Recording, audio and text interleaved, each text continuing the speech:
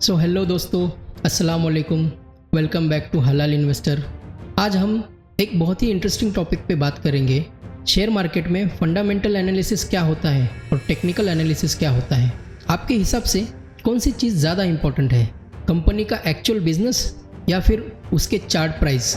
Share market में invest करने वाले दो तरह के लोग होते हैं। पहले जो ये देखते हैं कि कंपनी का बिजनेस क्या है, कैसे वर्क करता है, कंपनी कितना प्रॉफिट जनरेट करती है, और दूसरे ये कि सिर्फ प्राइस चार्ट देखकर उसमें इन्वेस्ट करते हैं और प्रॉफिट जनरेट करते हैं। आज की इस वीडियो में मैं टेक्निकल एनालिसिस और फंडामेंटल एनालिसिस क्या होता है, इन दोनों चीज़ों को एक आसान भाषा में समझाऊंगा ताकि आप अपने इन्वेस्ट करने का सही अप्रोच जान सको और सही से इन्वेस्ट कर सको।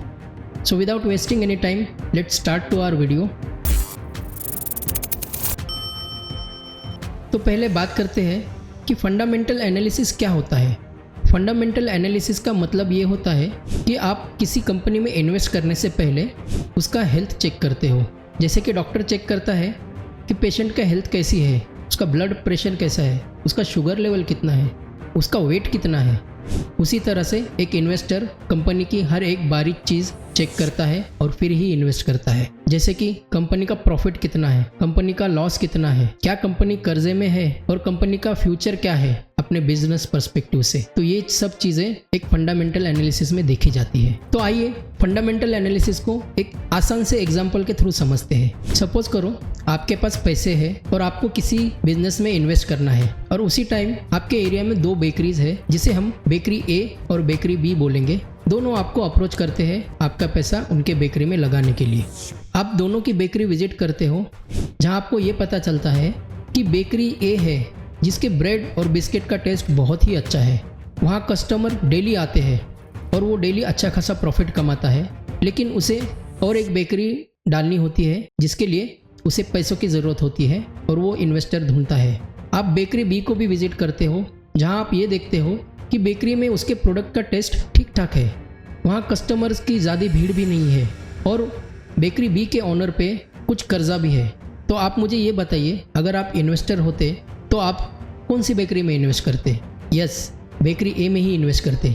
तो आपको ये पता है कि अगर मैं बेकरी ए में इन्वेस्ट करूँगा तो मेरा पैसा जल्दी ग्रो होगा और मुझे रिटर्न्स भी बहुत अच्छे मिलेंगे।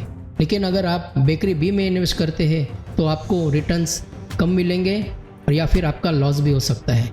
सो फंडामेंटल एनालिसिस के मेन पॉइंट्स हैं कंपनी का प्रॉफिट चेक करना, कंपनी का रेवेन्यू चेक करना, कंपनी के ऊपर कितना कर्ज है वो देखना, कंपनी के शेयर होल्डर्स किस टाइप के हैं वो चेक करना, और कंपनी का फ्यूचर ग्रोथ क्या है वो देखना।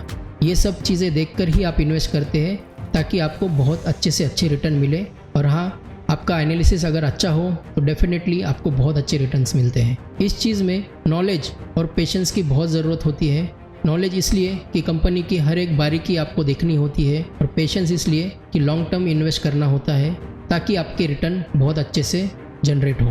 तो अब बात करते हैं हम टेक्निकल एनालिसिस क्या होता है। टेक्निकल एनालिसिस में हम डिपेंड रहते हैं कंपनी के ग्राफ्स पे, कंपनी का चार्ट किस तरह से है, क्या ये अप ट्रेंड में है, क्या ये डाउन ट्रेंड में है, एंड दैट्स इट। मतलब आप किसी शेयर का बिहेवियर टेस्ट करते हो कि ग्राफ के किस लेवल पे प्राइस ऊपर होता है और या ग्राफ के किस लेवल पे प्राइस नीचे जाता है, और उस शेयर में कब वॉल्यूम ज़्यादा होता है और कब कम होता है, इस चीज़ की स्टडी करते हो।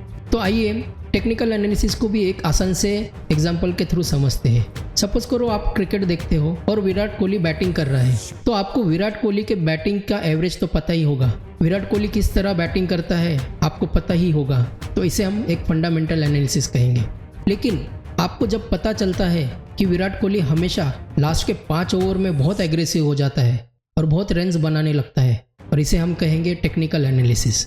यानी कि शेयर मार्केट में इन्वेस्ट करने वाला अगर टेक्निकल एनालिसिस के भरोसे इन्वेस्ट करता है, ऐसे ही वो किसी शेयर के पैटर्न ढूंढता है, कहाँ पे शेयर प्राइस बढ़ता है, कहाँ पे शेयर प्राइस घटता है, और उसी हिसाब से वो इन्वेस्ट करता है। टेक्निकल एनालिसिस के कुछ मेन पॉइंट्स हैं जो मैं आपको बताता हूँ। टेक्निकल एनालिसिस में मेनली प्राइस चार्ट्स को देखा जाता है, उसके ग्राफ्स को देखा जाता है, कैंडल स्टिक्स के पैटर्न्स को देखा जाता है, और उसी भरोसे पे इन्वेस्ट किया जाता है। और टेक्निकल एनालिसिस में ज़्यादातर शॉर्ट टर्म ट्रेडिंग किए जाती है जो कि इस्लाम में टोटली हराम है। टेक्निकल एनालिसिस करने वाले बंदे को कंपनी का प्रॉफिट, कंपनी का ग्रोथ कंपनी का फंडामेंटल इससे कुछ लेना देना नहीं होता है। वो सिर्फ चार्ट देख के ही अपना पैसा इन्वेस्ट करता है और चार्ट देख के ही अपना पैसा निकाल लेता है।